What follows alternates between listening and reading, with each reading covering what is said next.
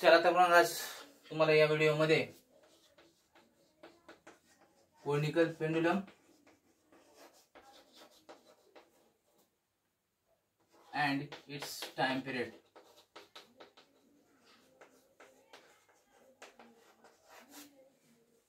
याबद्दल तुम्हाला सांगणार आहे. तर कोनिकल पेंडुलम घेण्याच्या अगोदर एक तुम्हाला उदाहरणादाखल सांगतो की एक सिंपल पेंडुलम आपण कन्सिडर करूया. सिंपल पेंडुलम म्हणजे तुम्हाला माहित आहे. आता मी एक घेतलेली आहे स्ट्रिंग आणि त्याला बांधलेलं आहे वजन, एक छोटासा बॉब किंवा एक कन्सिडर करा एक वजन बांधलेलं आहे. आणि हा जो स्ट्रिंग आहे ज्यावेळेस मी टू अँड फ्रो मध्ये फिरवणार आहे तर त्यावेळेस काय होणार आहे, आपण म्हणणार हा सिंपल पेंडुलम आहे. ठीक आहे. आणि यालाच ह्याच जर का पेंडुलमला जर का आपण हॉरिझॉन्टल सर्कलने घुमवलं तर याला काय म्हणणार आपण, कोनिकल पेंडुलम. ठीक आहे. आता कोनिकल पेंडुलम तर कळालं असेल तुम्हाला. मग कोनिकल पेंडुलम आणि सिंपल पेंडुलम याच्यामध्ये फक्त हाच फरक आहे की सिंपल पेंडुलम मध्ये टू अँड फ्रो आणि कोनिकल पेंडुलम मध्ये हॉरिझॉन्टल सर्कलने जो काही स्ट्रिंग आहे त्या स्ट्रिंगला फिरलेला जो काही बॉब अटॅच केलेला आहे तो फिरणार आहे. तर मग आपण एक त्याची फिगर घेऊयात. फिगरद्वारे आपण कोनिकल पेंडुलमची फिगर घेऊयात. Let us consider a string tied to a origin O or tied to a point O of a length L and mass mg or a bob attached to a string or mass mg is attached to a string, then we revolve the string around a horizontal circle in a horizontal path. Then what happen? मग काय होणार आहे, ज्यावेळेस मी एक string घेतलेली आहे ज्याचं ओरिजिनला ओ ला टाईट केलेला आहे आणि ज्याचं मास mg घेतलेला आहे, जो बॉब अटॅच केलेला आहे त्या मासला आपण mg कन्सिडर केलेला आहे. आणि ज्यावेळेस आपण हे मास mg असलेली स्ट्रिंग ज्यावेळेस हॉरिझॉन्टल सर्कलने फिरवणार आहोत तर तो त्यावेळेस काय तयार होणार आहे, तर त्यावेळेस ही जी स्ट्रिंग आहे या ठिकाणी येणार आहे. बरोबर. या ठिकाणी आल्यानंतर हिची जी लेंथ आहे याला होणार आहे आणि या ठिकाणी टेन्शन टी तयार होणार आहे ह्या स्ट्रिंगच्या याच्यावर. ठीक आहे. तर या स्ट्रिंगच्या याच्यावर हा जो पॉइंट आहे आपण mg या ठिकाणी जो आहे मास इथपर्यंत आलेला आहे. ठीक आहे. तर मग यानंतर this tension T resolves in a two components. म्हणजे हा टेन्शन टी कोणत्या दोन कंपोनंट्स मध्ये रिझॉल्व्ह होणार आहे, जो आहे L cos थीटा आणि दुसरा आहे L sin थीटा. म्हणजे हा L sin थीटा आणि हा L cos थीटा हा कशामुळे तयार होणार आहे, तर ह्या अँगल जो काही आपण हॉरिझॉन्टल सर्कल मध्ये फिरवला आहोत, हॉरिझॉन्टल पाथ मध्ये ज्यावेळेस आपण बॉबला फिरवणार आहोत जो काही स्ट्रिंगला अटॅच केलेला आहे तर त्याच्यामुळे दोन कंपोनंट्स तयार झाले. आणि हे कंपोनंट्स हे ह्या जो काही अँगल तयार केलेला आहे स्ट्रिंगने त्या अँगलमुळे दोन कंपोनंट्स मध्ये हा रिझॉल्व्ह झालेला आहे. तर मग आपण याची जी डायरेक्शन आहे डायरेक्शन घेतली आणि फोर्सची डायरेक्शन आहे त्याच्यामध्ये this tension T resolve into components. बरोबर आहे. मग टू कंपोनंट्स मध्ये झाल्यानंतर ह्या ज्या टेन्शन द्वारे तयार होणाऱ्या ह्या ज्या स्ट्रिंग आहे त्या बॉबवर दोन प्रकारचे फोर्स ऍक्ट होतात. In this Bob on this Bob the two types of force acted on this Bob. The first force is force mg which is known as gravitational force. Gravitational force म्हणजे पहिला force हा कोणता असणार आहे, gravitational force. बरोबर आहे. आणि दुसरा फोर्स कोणता असणार आहे, जो की टेन्शन मुळे तयार झालेला आहे. टेन्शन मुळे कोणता फोर्स तयार झालेला आहे, आता ज्यावेळेस बॉबला आपण अटॅच केलेला आहे आणि हॉरिझॉन्टल पाथने फिरवलेला आहे, परंतु ह्या ज्या हॉरिझॉन्टल पाथ ज्यावेळेस आपण बॉबला फिरवलेला आहे त्यावेळेस ह्या सेंटर कडून जो फोर्स ऍक्ट होणार आहे जो towards the centre force, the tension due to tension the force is acted towards the center is nothing but the centripetal force. बरोबर आहे. सेंट्रिपिटल फोर्स मग अशा प्रकारचे दोन फोर्स ऍड झालेले आहेत, बरोबर आहे. आता फोर्सला काय म्हणतात आपण, force is equals to mv²r. ठीक आहे. हॉरिझॉन्टल सर्क्युलर पाथ मध्ये फिरत असल्यामुळे फोर्सला आपण mv²r हे तर तुम्हाला माहित आहे. Force is equals to mv²r.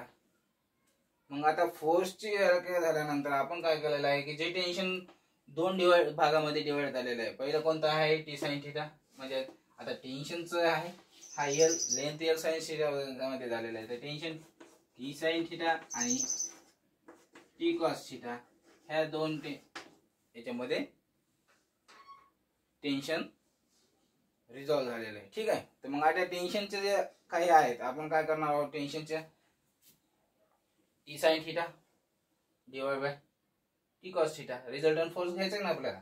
Resultant force जर का घेतला तर काय होणार आहे, resultant force T sine theta T cos theta. तर आपण काय घेतलं, mv² by r divided by cos थिटाचं काय, cos theta is nothing but the mg. Mass जो काही आहे त्याच्यावर जो फोर्स ऍक्ट झालेला आहे तो ग्रॅव्हिटेशनल फोर्स आहे, तो मग आपण mg घेतलेला आहे. ठीक आहे.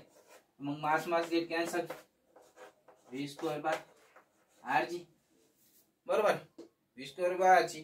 मग नंतर आपण काय व्हेलॉसिटी काय घेतलेली आहे आपण, आता याच्यामध्ये स्पीड घेतलेली आहे आपण. जो काही फिरवणार आहोत हॉरिझॉन्टल पाथ मध्ये तर त्याची स्पीड किती असणार आहे, आपली स्पीड घेतलेली आहे आपण v is equals to 2πr by time, म्हणजे डिस्टन्स डिवाइडेड बाय टाइम. तर मग आपण डिस्टन्स डिवाइडेड बाय टाइम घेतला, बरोबर आहे. आता याच्यानंतर काय करणार आहोत की आपण ह्या ज्या क्वांटिटीज आहेत आपण सिंपल याच्यामध्ये ठेवून देणार आहोत. Tan theta is equals to काय येणार आहे, T cos theta T sine theta T sine theta divide by T cos theta is equal to tan theta. Tan theta is equal to 4π² 4π² r² divided by किती, g tan theta, बरोबर. Sorry g tan theta नाही, 4π² r 4π² r² divide by, sorry इथे T येणार आहे ना, v equal to 2πr divide by T. 2πr speed v, 2πr distance divide by time, 4πr is equal to t² rg, बरोबर नाही. Yes. तर पण काय येणार आहे, जर का आपण याला घेतलं बाहेर घेऊ कंसाच्या बाहेर, 2π अंडर रूट लवकर r divided by g tan theta. Okay. आता मी याला काय करतो, एकदा सगळं मोडून टाकतो इथपर्यंत. आपण कुठपर्यंत आलो होतो, येस जी टॅन थिटा पर्यंत आलो. ठीक आहे. आता मग आपल्याला या ठिकाणी काय करायचं आहे, टॅन थिटाच्या जागी आपण टॅन थिटाचा आपण टाइम पिरियड टी घ्यायला. ठीक आहे. टी इकडे घेतल्यानंतर काय जी टॅन थिटा आला, बरोबर. आता ज्या ठिकाणी टाइम पिरियड घेतल्यानंतर 2π घेतला आपण, तर मग रेडियस एल साइन थिटा जी काही आहे ही जी इथपर्यंतची जी रेडियस आहे r चं कंपोनंट कोणता आला, एल साइन थिटा. ते एल साइन थिटा म्हणजे कोणतं, आजच्या जागी आपण एल साइन थिटा घेऊ, त्या under root l sine theta divide by काय जी टॅन थिटा असेल तसं. Okay. Now this t is equals to 2π under root r by g tan theta. Then what is the r is the radius of this horizontal path. This is reversed into two components. First component L sin theta, which is nothing but the r put down in this equation. This 2π is equal to under root L sin theta divided by g tan theta, which is equals to 2π under root L sin theta tan theta is nothing but the what is the cos theta. Then L cos theta divided by G. L cos theta is nothing but, what is the L cos theta? L cos theta is nothing but height h of the pendulum. Yes. Now 2 pi under root h by g. This is the time period of this conical pendulum. हा आहे conical पेंडुलमचा time period. ठीक आहे. याच्यात काही कोणाला doubt आहे का? नाही ना. आपण कोनिकल पेंडुलम आणि कोनिकल पेंडुलमच्या साठी लागणारा जो काही आहे रिव्हॉल्युशन साठी त्याच्या ज्या राउंड जो काही हॉरिझॉन्टल पाथ त्याने घेतलेला आहे तो हॉरिझॉन्टल पाथसाठी जो काही टाइम पिरियड लागलेला आहे तर त्या टाइम पिरियडचा आपण कॅल्क्युलेट केलेला आहे. t = 2 pi under root h by g, where h is the height of the string and g is the gravitational force. G is the constant. Time t is calculated by this equation. Okay.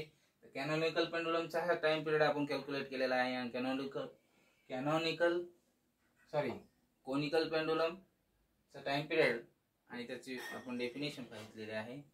जर का तुम्हाला video आवडला असेल तर तुम्ही माझ्या व्हिडिओला like करा आणि चॅनलला सबस्क्राइब करा.